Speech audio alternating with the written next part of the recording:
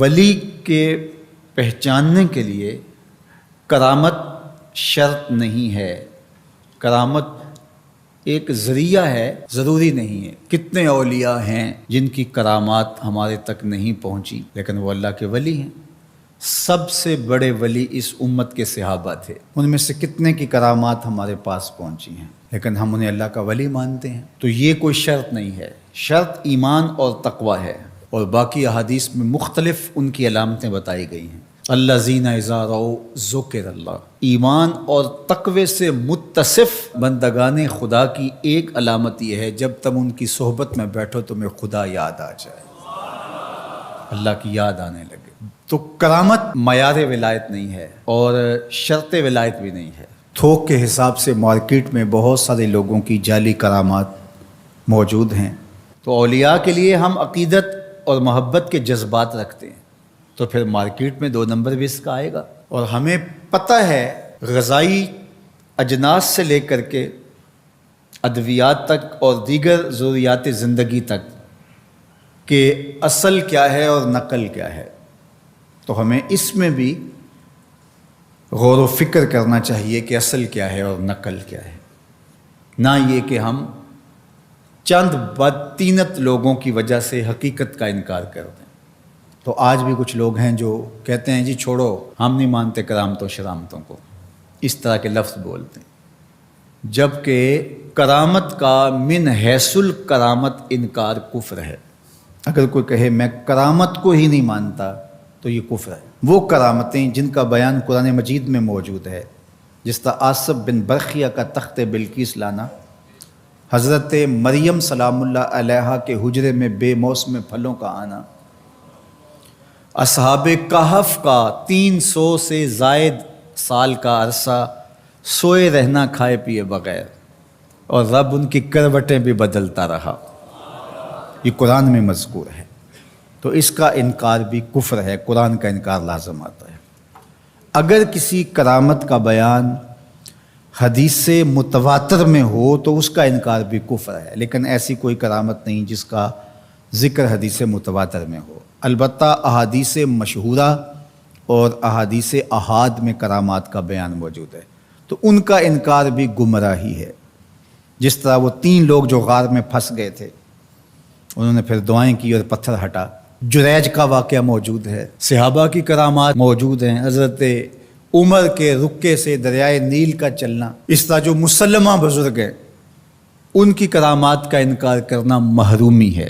لیکن یہ بات بھی ذہن میں رکھے کہ کرامت اللہ کی طرف سے بندے کو دی جانے والی ایک عزت ہے، لیکن ولی کی زندگی کا مقصود رضائے الہی کی طلب ہے، کرامتوں کی طلب نہیں۔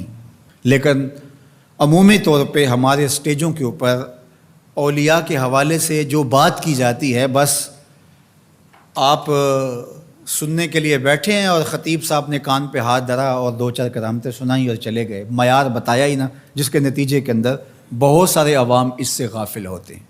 میں اللہ کا شکر ادا کرتا ہوں کہ ہم نے ہمیشہ اس بات کا التزام کیا ہے کہ لوگوں کے سامنے پوری تصویر رکھیں، کیونکہ مجھے اس بات کا احساس ہے کہ آپ لوگ کتنی محنت کر کے کہاں کہاں سے چل کے آتے ہیں۔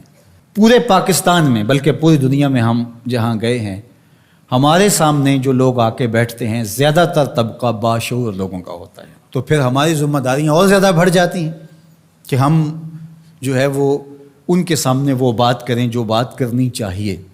اس منبر سے آپ کو وہ چیز نہیں ملے گی جو عوام کی ڈیمانڈ ہوگی، وہ چیز ملے گی جو عوام کی حقیقی ضرورت ہوگی۔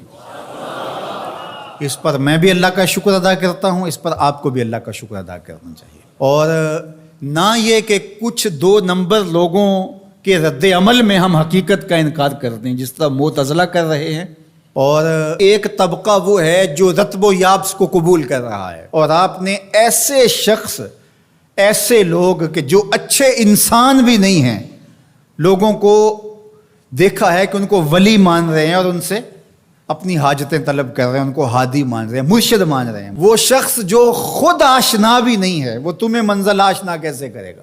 میں کتنے لوگوں کو جانتا ہوں جن کو فہم دین ہی میسر نہیں ہے. یہ میں ان لوگوں کی بات نہیں کر رہا جو منہ دراز ہیں اور بالکل ننگ دھڑنگ ہیں، ان کی بات نہیں کر رہا. جو بظاہر حلیے میں بھی ہیں ان کا فہم دین ہی ناقص ہے. کتنے ایسے علماء کو جانتا ہوں ان کی توحید کا تصور ناقص ہے. تو یہ بدبختی ہوتی ہے. اب وہ کیا کسی کی رہنمائی کریں گے؟ جو خود ڈوب رہا ہے وہ کسی کا ہاتھ کیسے پکڑے گا؟ لیکن عوام ظاہر ہے ان کے گرد آئے اور ان کا کاروبار چمک رہا ہے، اور کرامتیں ہیں کہ تھوک کے حساب سے بنتی ہیں، اور پھر اس کی مارکیٹنگ کرنے والے بھی ہوتے ہیں، اور پھر اسی بنیاد پر ہی جو ہے وہ ان کا سارا سلسلہ چلتا ہے. اللہ کے ولی یہ نہیں چاہتے کہ ہماری کرامات ظاہر ہوں اور لوگ ہماری طرف لپکیں ہماری کرامت کی وجہ سے. یہ نہیں ہے. الکرامات حیض الرجال، جس طرح عورتیں ایام مخصوصہ کو چھپاتی ہیں، اللہ کے ولی بھی چھپاتے ہیں. وہ نہیں چاہتے کہ ہم اس حوالے سے جو ہے وہ پہچانے جائیں. باقی دور موجود کے اندر کسی صالح متقی شخص کی کوئی ایسی بات سامنے آئے تو شریعت کے میزان پہ پرکھا جائے. اگر وہ شریعت سے متصادم نہیں ہے تو مان لینے میں کوئی حرج نہیں ہے. لیکن اگر کسی کی سمجھ میں نہیں بھی آتا تو فرق نہیں پڑتا. لیکن کسی ولی سے کوئی دشمنی نہ رکھے. جو کسی ولی سے دشمنی رکھے تو اللہ فرماتا اس کا میرے ساتھ اعلان جنگ ہے، تو وہ پھر شخص محروم کر دیا جاتا.